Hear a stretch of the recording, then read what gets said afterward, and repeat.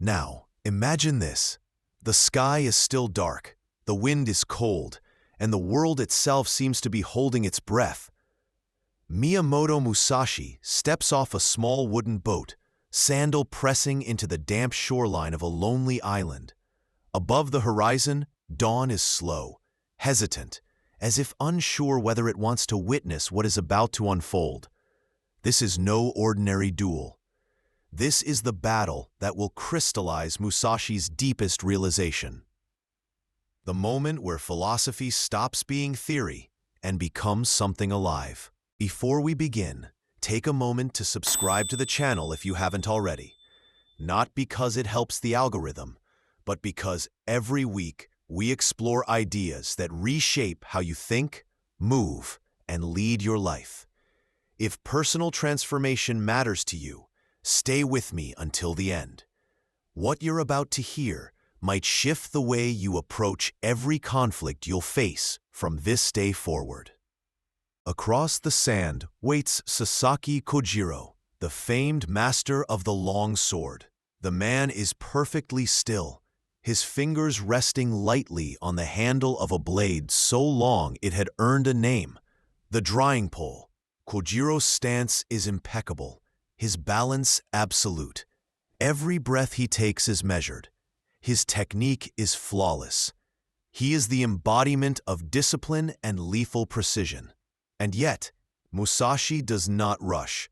He walks slowly, unarmed, his eyes drifting not toward Kojiro, but toward the sea. Waves fold themselves gently over the sand, retreating, advancing, retreating again, each movement quiet and unresisting, yet unstoppable in its persistence.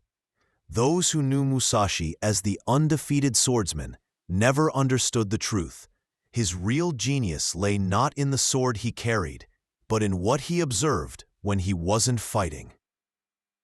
On that morning, as water curled around a rock near his foot, Musashi felt clarity wash over him. For years he had trained with steel, but the ocean revealed something deeper, something every human faces yet rarely sees. Water never resists. Water never clings to one shape. Water allows itself to be what each moment requires. And in that formlessness, water finds a strength no rigid structure can match. Most people believe life is about overpowering obstacles. They tighten their jaw, brace their shoulders, and push harder. In the modern world, this rigidity shows up everywhere. In arguments where nobody listens, in careers built on fear of failure, in relationships strained by unmet expectations. People force outcomes as if life were a wall they must break through. But when you strike a wall with your fist, it is the fist that cracks first. Musashi realized this long before psychology existed. Resisting reality does not make you strong. It makes you fragile. Consider the last time you hit a personal obstacle. Maybe a relationship ended unexpectedly. Maybe a project fell apart despite your effort. Maybe your plans were shattered from one day to the next. Your first instinct was probably to fight the situation, to mentally reject what was happening, to clench your thoughts around how things should have been. This mental rigidity is exactly what Kojiro embodied that morning. He had spent years mastering form. But mastering form made him blind to flow. Musashi, by contrast, had spent his entire life studying movement, of people, of nature, of the mind itself. While Kojiro sharpened his blade, Musashi sharpened his perception. That was the difference. The duel would start soon, but Musashi wasn't preparing to fight Kojiro. He was preparing to fight a force inside every human being, the impulse to resist circumstances that cannot be controlled.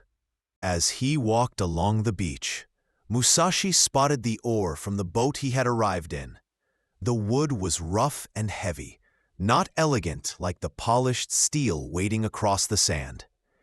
But elegance was not what Musashi needed. A sword is a symbol of one's training, but the oar, improvised, imperfect, unplanned, symbolized something more important: harmony with the moment. Musashi lifted the oar, feeling its uneven weight. Instead of rejecting the imperfection, he embraced it, carving the wood with his knife until it resembled an oversized wooden blade. It was not beautiful, but it was alive, born out of the exact circumstances he was facing. This is the essence of the water strategy. Strength emerges when you adapt to the present moment instead of forcing yesterday's solutions into today's battles. Modern psychology now tells us that people who adapt quickly under pressure, those who shift their mental posture instead of clinging to fixed plans, perform up to 5 times better in stressful situations. Musashi understood this intuitively. When life becomes unpredictable, the rigid break, the flexible endure. Standing on the beach, Musashi's mind settled into mushin, the state of no mind. In this state, thought does not interfere with action, emotion does not cloud perception, and judgment does not distort reality. Most people live their lives in noise, internal conflict, anxious projections, imagined futures. Musashi trained himself to listen not to his thoughts, but to the truth beneath them. Mushin is not emptiness, it is clarity. In your own life, think of how often your decisions are muddied by thoughts that have nothing to do with the moment you're living. Fear of what might happen, anger about what already happened, doubt about what you're capable of. These mental storms distort your perception, just like turbulent water hides the bottom of a lake. Musashi learned to still the water, to let the surface calm, so that he could see everything reflected with honesty. When Kojiro finally called out, his voice echoed across the island, sharp, impatient, filled with righteous fury. He believed Musashi's lateness was an insult. He believed Musashi coming without a sword was arrogance. He believed the duel was a test of technique. He could not have been more wrong. The waves behind Musashi whispered a truth Kojiro did not hear. When you cling tightly to form, you lose the ability to respond fluidly to change. And change is the only constant in conflict, in nature, in life itself. Kojiro raised his monstrous blade, its polished steel catching the early sun. Musashi stepped into the sand, the wooden oar resting lightly at his side. To any observer, Kojiro appeared the superior warrior, the experienced technician, the man with the advantage in weaponry, preparation, and position. But the greatest weapon a person can wield is not the tool in their hand, it is the state of their mind. Kojiro's mind was rigid, fixed on a single strategy he had perfected over decades. Musashi's mind was fluid, receptive to everything unfolding around him.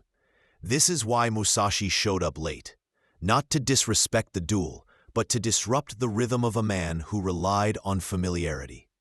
By the time Musashi arrived, Kojiro's timing, breath, and mental posture had shifted from readiness to agitation.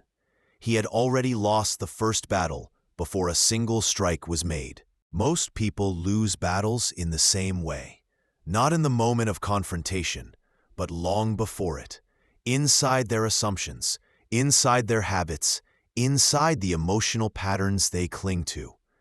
They prepare for life the same way Kojiro prepared for that fight, by sharpening one narrow skill, one rigid approach, one fixed expectation. But life is not a controlled environment.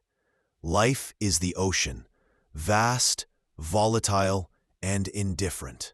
This is why Musashi's water strategy is not just a philosophy for warriors. It is a philosophy for anyone who seeks to move through the world with less resistance and more power. When the duel finally began, Kojiro struck with a speed that would have killed any ordinary opponent. His infamous swallow cut sliced the air like a flash of lightning. But Musashi did not attempt to block it. Blocking is what rigid fighters do. Instead, he shifted just enough that the blade passed through empty space. In that fraction of a second, Kojiro's entire strategy collapsed. A technique built on tension met the formlessness of water, and tension lost. Musashi's counterattack was not dramatic. It was not artistic. It was simple, direct, born from the exact conditions of the moment. This is the way water moves: unforced, efficient, inevitable. The wooden oar struck Kojiro with a sound that echoed across the beach, and just like that, the duel ended. With a weapon carved minutes earlier, with a strategy improvised from the rhythm of the ocean, with a victory won not through force, but through alignment. This is the heart of Musashi's water strategy. Victory belongs not to the strongest, nor the smartest, nor even the most trained. Victory belongs to the one who moves with reality instead of against it. And the most important battles you will ever face are not around you. They are within you. The conflict between who you are and who you think you must be. Between the life you want and the habits holding you back. Between your rigid expectations and the fluid truth of the moment. What happened after Kojiro fell was not celebration. It wasn't triumph. It wasn't the kind of victory that erupts with pride or ego. Musashi simply stood there, calm, almost sorrowful, as if the duel had revealed a truth rather than won him a glory. The waves continued their slow breathing, advancing, retreating, indifferent to mortality, indifferent to history, indifferent even to legends like Musashi himself. He looked at the ocean again. And what he saw was the same message life had been whispering to him since childhood. The world is not conquered by force, but by understanding. And understanding begins the moment you stop demanding that reality bend to you, and instead ask how you can bend with it. This is where Musashi's water strategy becomes more than a story. It becomes a mirror. Because whether you realize it or not, you face these battles every day. Not with swords, not on lonely beaches, but inside your mind, in the shifting tides of emotion, expectation, and uncertainty. And you lose your inner battles for the same reason Kojiro lost his: rigidity disguised as strength. Think about how often you cling to the way things should be. How often you resist change because it disrupts the identity you're comfortable with. How often you argue not for truth, but for the version of reality you want to protect. How often you approach life with a weapon already drawn, assuming the world is your opponent. Musashi learned that the world is not your opponent. Your resistance to the world is. The water strategy teaches that adaptability isn't passive, it's intelligent. Water doesn't surrender. Water explores. Water tests every gap, every angle, every possibility until it finds a way through. It's patient but persistent, gentle but unstoppable, soft but unconquerable. That duality is where its power lies. Modern neuroscience reveals something astonishing. People who view challenges as information instead of threats activate an entirely different neural network, one associated with creativity, problem-solving, and emotional resilience. This scientific discovery echoes Musashi's intuition from 4 centuries ago. When your mind stops fighting the situation and begins listening to it, you see options where previously you saw walls. This doesn't mean life becomes easy. It means you become fluid. Imagine 2 people facing the same crisis: losing a job, ending a relationship, failing at a goal. One person freezes. They fixate on the loss. They cling to routines that no longer serve them. beliefs that no longer help them, identities that no longer fit them. This person becomes brittle under pressure. The other person reacts like water. They don't deny the situation. They flow with it. They use the disruption as momentum. They expand into new shapes. They search for openings. They adapt their expectations, not their worth. They don't break because nothing inside them is rigid enough to shatter. When Musashi looked at the ocean, he understood something that almost no one understands while they are alive. The moment you stop insisting life follow your script, you gain access to a strength much greater than your own. This is why the water strategy applies not just to conflict, but to confidence, creativity, relationships, career growth. Every domain where control is an illusion, but leadership is possible. Musashi once described his ideal state as becoming the moment, meaning do not drag your past into the present. Do not drag imagined futures into the present. Meet each moment with the shape it requires. This is one of the hardest things a human can do. Most people live in the future, worrying about outcomes, obsessing over possibilities, fearing scenarios that don't exist. Others live in the past, replaying mistakes, carrying shame, clinging to old identities. Very few live in the present, and fewer still respond to the present without distorting it. But the water teaches that the present is the only place power exists. Consider the last difficult conversation you had. Your words were probably influenced by past experiences or future anxieties, rather than by the truth of that very moment.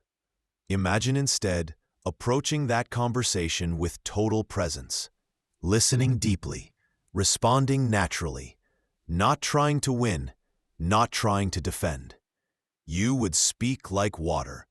You would move like Musashi. Or consider how you react when plans fall apart. Most people resist, complain, or panic, but water doesn't panic when it meets a rock.